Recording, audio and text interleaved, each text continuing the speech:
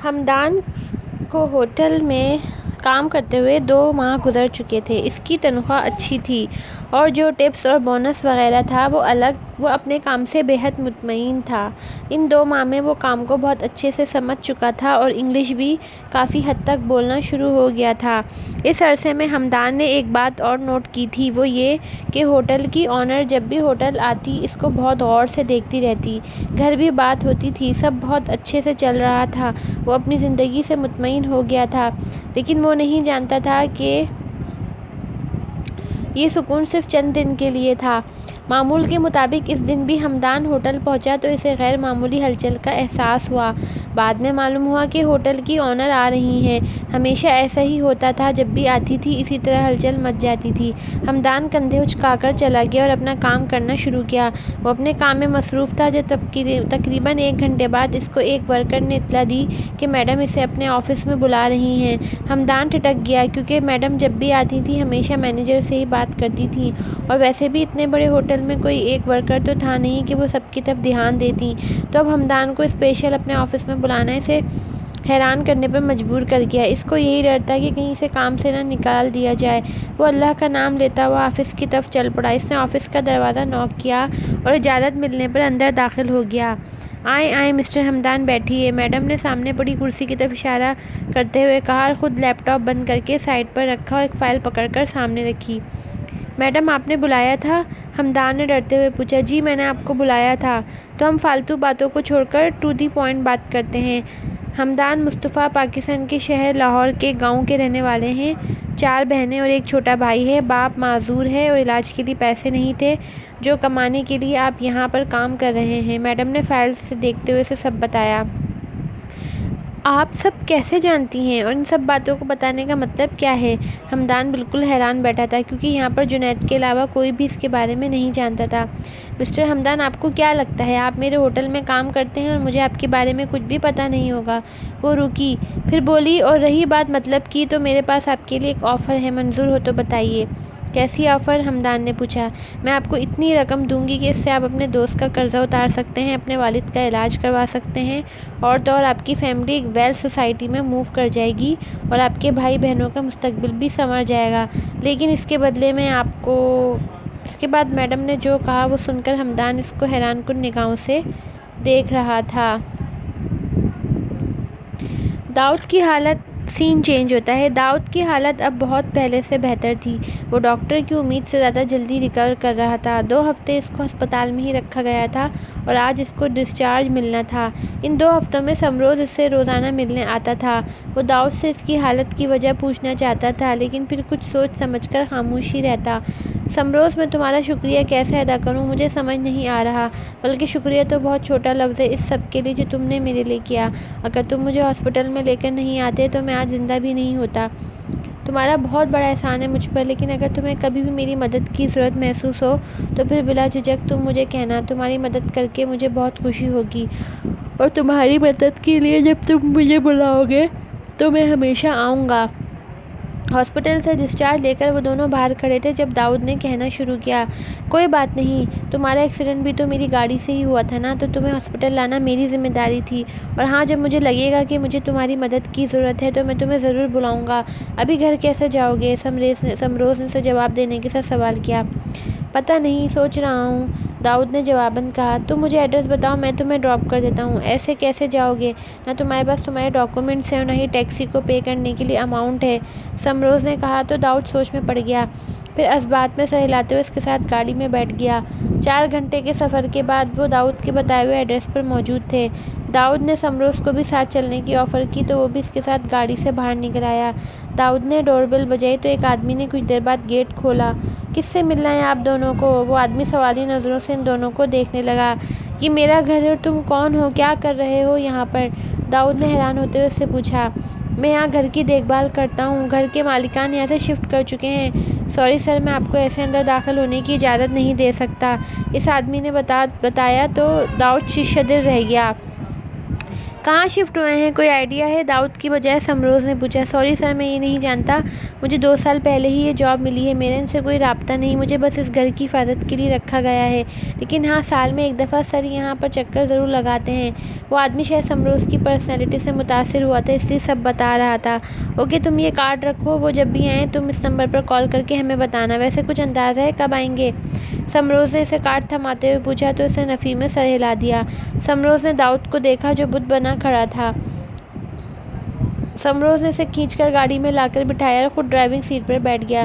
It's okay داؤد، تمہارے father آئیں گے تو پتہ چل جائے گا، تم تب تک میرے ساتھ رہو، سمروز نے اس کا کندھا تھپ تھپا کر تسلی دیتے ہوئے کہا، جبکہ داؤد خاموش نظروں سے سامنے دیکھ رہا تھا۔ سین چینج۔ آبش آفس میں بیٹھی کام کر رہی تھی جب اس کا سیل فون بج اٹھا۔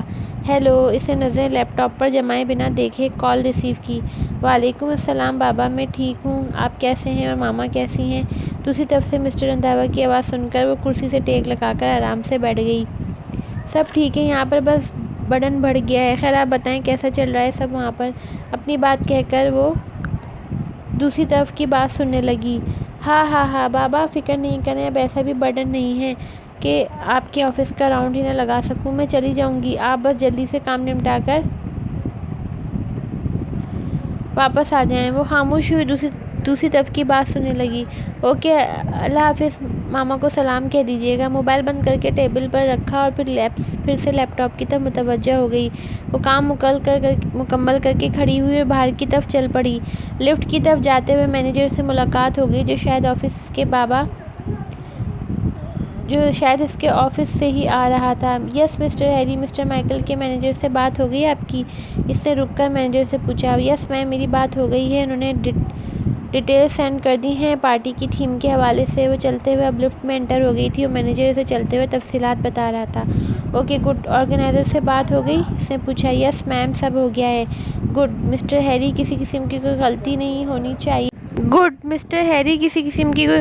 ہونی چاہیے کیونکہ آپ جانتے ہیں کہ مسٹر مائیکل کتنے بڑے بزنس مین ہیں، تو ان کو گیدرنگ میں بھی عام لوگ نہیں ہوں گے۔ کل سے گیسٹ آنا شروع ہو جائیں گے، رومز کو ایک بار پھر چیک کر لیں۔ آئی ریپیٹ مسٹر ہیری، کوئی غلطی نہیں، and I mean it. Lift ground floor پر پہنچ چکی تھی، وہ اپنی بات کہہ کر چلی گئی جبکہ مینیجر رومز چیک کرنے چلا گیا تھا۔ بلا شبہ وہ خوبصورت لڑکی ایک سخت گیر باس تھی۔ سین چینج۔ بلیک جاگرز اور بلیک ہی جاگنگ سوٹ پہنے، کانوں میں ایئر فون لگائے وہ ٹریک پر دوڑا چلا جا رہا تھا۔ اس کے پاس سے گزرنے والے لوگ ایک دفعہ مڑ کر تو اسے ضرور دیکھتے۔ وہ تھا ہی اتنا ہینڈسم کہ نظر خود بخود اس کو دیکھنے کے لیے اٹھتی، لیکن وہ ان سب سے بے نیاز اپنی سوچ میں مگن دوڑ رہا تھا۔ وہ ان نظروں کا عادی ہو چکا تھا، 2 ہفتوں سے اسی بارے میں سوچ رہا تھا کہ وہ برلن جائے یا نہیں۔ وہ ایک بینچ پر بیٹھ گیا اور کسی نہج پر پہنچ کر اس نے فیصلہ کیا اور اٹھ کر قدم باہر کی جانب بڑھا دیے۔ 1 گھنٹے بعد وہ بالکل تیار گاڑی میں بیٹھا میکس کے آفس کی طرف جا رہا تھا۔ میکس نے اس دن کے بعد سے اس سے بات نہیں کی تھی، اسے اب اپنے اس دوست کو منانا تھا جو ہر قدم پر اس کے ساتھ کھڑا ہوتا تھا، جس نے اس کا ساتھ کبھی نہیں چھوڑا تھا۔ ٹھیک 15 منٹ بعد وہ میکس کے آفس کے باہر کھڑا تھا۔ اس نے آفس کا دروازہ ناک کیا۔ یس کم ان۔ اندر سے میکس کی مصروف سی آواز سنائی دی۔ وہ اندر داخل ہوا۔ میکس اپنے لیپ ٹاپ پر کچھ کام کر رہا تھا، پاس ہی فائل بھی کھلی پڑی ہوئی تھی۔ اس سر اٹھا کر آنے والے کو دیکھا اور سیم کو دیکھ کر وہ حیران رہ گیا۔ کوئی اور وقت ہوتا تو یقیناً سیم کی آمد پر خوش ہوتا، لیکن چونکہ وہ اس سے اس وقت ناراض تھا، اس لیے نظریں دوبارہ لیپ ٹاپ پر جما دیں۔ اگر تمہیں میرے یہاں آنا اچھا نہیں لگا تو میں واپس چلے جاتا ہوں۔ سیم کھڑا ہو گیا۔ آرام سے بیٹھ جاؤ، اگر تمہیں 2 ہفتوں بعد ہی یاد آ گیا کہ تمہارا کوئی دوست بھی ہے۔ اس کی توقع کے عین مطابق میکس لیپ ٹاپ بند کرتا ہوا اس سے گویا ہوا۔ لیکن ایک بات یاد ہے، میں بھی اب تم سے ناراض ہوں۔ میکس نے یاد کروانا ضروری سمجھا۔ اچھا، اگر چلنے کے لیے راضی ہو جاؤں پھر بھی ناراض رہو گے؟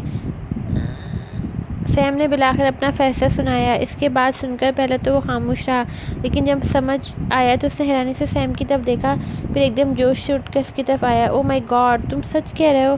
ہاں، مطلب تم میری شادی میں آؤ گے؟ Oh thank you so much Sam, اس نے بے یقینی سے پوچھا، پھر خوشی سے اسے گلے لگا لیا۔ سیم کو آج اندازہ ہوا تھا کہ اس نے اتنے سال میکس کی مخلصی کو نظر انداز کیے رکھا۔ اوکے، 1 ہفتے بعد شادی ہے، پھر کب چل رہے ہو؟ سیم نے استفسار کیا۔